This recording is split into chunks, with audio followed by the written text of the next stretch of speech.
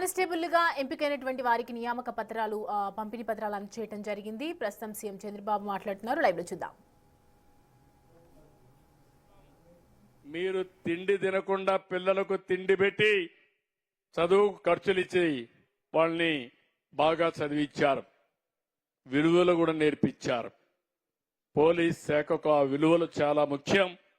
అలాంటి విలువలు పాటిస్తారని చెప్పి ఆశిస్తూ చాలా మీటింగులు చూశాను. కానీ ఈరోజు మీ మీటింగ్ చూసిన తర్వాత, మీతో మాట్లాడిన తర్వాత నాకు ఎంత ఆనందంగా ఉందంటే తట్టుకోలేకపోతున్నా.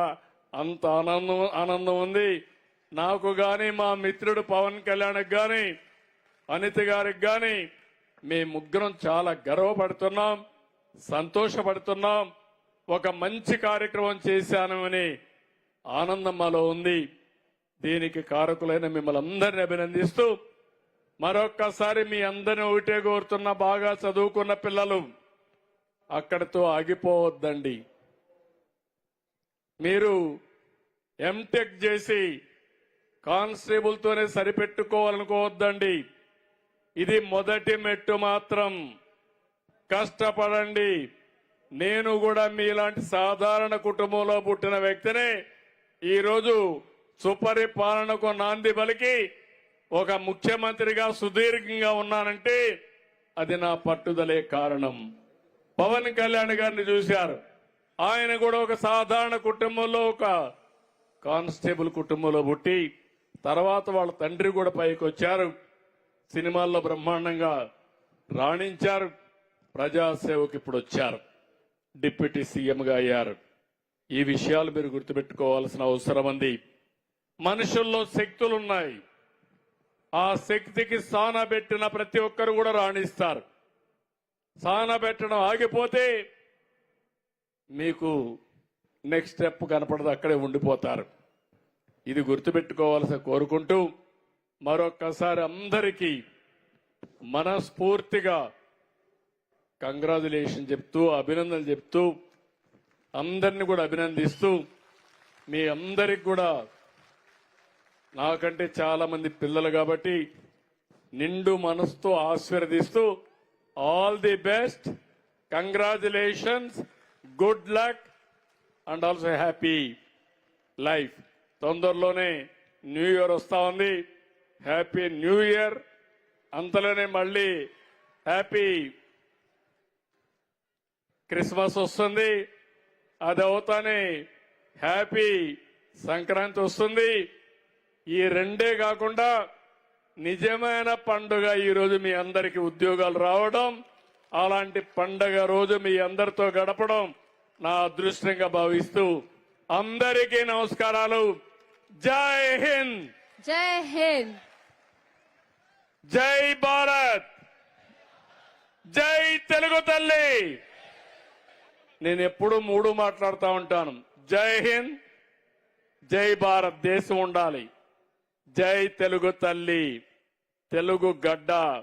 ఈ గడ్డ ముందు పుట్టిన మీరందరూ బ్రహ్మాండమైన సిటిజన్స్ గా తయారు కావాలి.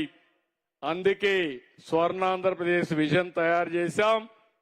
2047కి ఒక స్వర్ణాంధ్రప్రదేశ్ దిశగా ఈ రాష్ట్రాన్ని ముందుకు తీసుకుపోయే బాధ్యత తీసుకుంటాం. 4 సార్లు ముఖ్యమంత్రి అయ్యాను కానీ ఈసారి ఎంత ఫాస్ట్ గా చేస్తుందని మీరే చూస్తుంటారు. చేస్తున్నామా? చేస్తున్నామంటే చేతుల పైకెత్తండి. గుడ్. మీరిచ్చే ఇలాంటి బ్లెస్సింగ్సే మాకందరికీ ఆశీర్వాదాలు. దానికి మరొక్కసారి అభినందనలు, ధన్యవాదాలు. Thank you. అందరికి నమస్కారాలు. Thank you sir. Thank you very much. అత్యంత అద్భుతమైన సందేశం ద్వారా అందరిలోనూ నూతన ఉత్తేజాన్ని నింపి, ఎప్పుడో వచ్చే పండగ కాదు, ఈ రోజే 6,000 కుటుంబాల కళ్లల్లో వెలుగుల విరజి.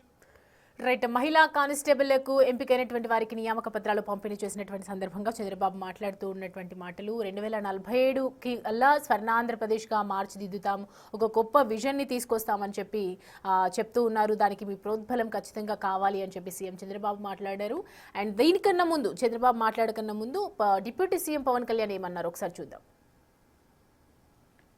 వెంటనే కానిస్టేబుల్ నియామకాలు ప్రక్రియ తక్షణం పూర్తి చేయాలని సంకల్పించింది. ఒక దృఢ సంకల్పంతో ఇందాక గౌరవ ముఖ్యమంత్రి గారు చెప్పినట్టుగా న్యాయపరమైన చిక్కులు తొలగించే పనిని చేపట్టింది. మీ నియామకానికి చట్టపరంగా ఎలాంటి ఇబ్బందులు లేకుండా చేసిన తర్వాత అన్ని రకాల పరీక్షలు పూర్తి చేశారు. ఒకే రోజున ఒకేసారి ఇంతమందికి నియామక పత్రాలు అందజేయగలుగుతున్నారంటే ఇది గౌరవ ముఖ్యమంత్రి గారి దార్శనికతకి, సోదరి హోంమంత్రి అనిత గారి పట్టుదలకి, ఇది కూటమి ప్రభుత్వ నిబద్ధతకి నిదర్శనమే. 6,100 పోస్టులకి నోటిఫికేషన్ ఇస్తే 6,014 మంది ఎంపిక కాగా 5,757 మంది ఫిట్నెస్ పరీక్షలు దాటి శిక్షణకి అర్హత సాధించారు. అందులో 1,062 మంది మహిళలు కూడా ఉండడం చాలా చాలా ఆనందంగా ఉంది. సో ముఖ్యంగా మహిళా క్యాడెట్స్ అందరికీ కూడా నా ప్రత్యేక ధన్యవాదాలు. మీరు ఈరోజు ఎంత ధైర్యం ఇచ్చారంటే అసలు మీ అందరిని ప్రత్యేకించి